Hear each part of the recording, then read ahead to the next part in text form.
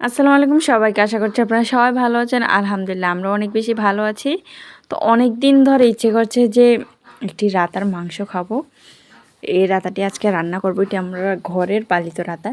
অনেক দিন ধরে এটা পালা হচ্ছে কিন্তু এটা খাওয়াই হচ্ছে না। আজকের ভাবলাম এটা ট্রাই করে। তো প্রথমে আমি মোরগটা আছে এটাকে সুন্দর করে আমি পরিষ্কার করে নিয়েছি এটার। তারপর কেটে কুটেও নিব। দেখবেন এই দেখুন কত বড় রাতাটা কিন্তু দেখতেও সুন্দর ছিল আর এটার মাংস অনেক বেশি সুন্দর ছিল, লাল লাল ছিল, ভালো লাগছিল। দেশি মুরগা না অনেক বেশি ভালো লাগে। কার কার দেশি মুরগা ভালো লাগে অবশ্যই কিন্তু কমেন্ট করে জানাবেন। তো এদিকে আমি মশলাপাতি সবগুলো রেডি করে নিয়েছি, যেমন আদা, পেঁয়াজ, রসুন, মরিচ সবগুলোকে পেস্ট করে নেওয়ার পর এখন আমি এই মাংসটাকে একটু কষানো নেব। তারপর এটাকে সুন্দর করে রান্না করব। তো প্রথমে এর মধ্যে দিয়ে দিলাম পরিমাণ লবণ, হলুদ গুঁড়ো, ধনিয়া গুঁড়ো, জিরে গুঁড়ো আর বাটা মশলাটা। এখানে লঙ্কা পরিমাণ দেবেন।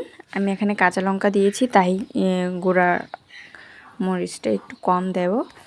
তো এদিকে সুন্দর করে হাফ দিলাম যাতে একটু পরিমাণ ঝাল একটু বেশি হয় আবার হালকা হয়।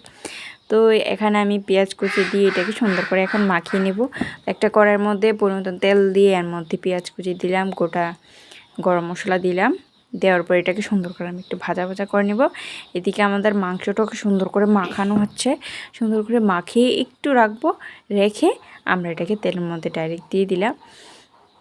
দেখতেই পাচ্ছেন এটার যে পিসগুলো আছে অনেক দুর্দান্ত, মানে অনেক বড় বড় লাগছে না? রাতাটাও সেই ছিল, অনেক সুন্দর লাগছে।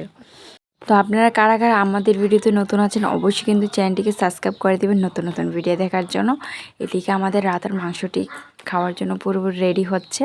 তো আপনাদের কাছে কেমন লাগলো আজকের এই ভিডিওটি? এই পর্যন্ত ভালো লাগলে লাইক কমেন্ট শেয়ার করবেন। Thank you for watching.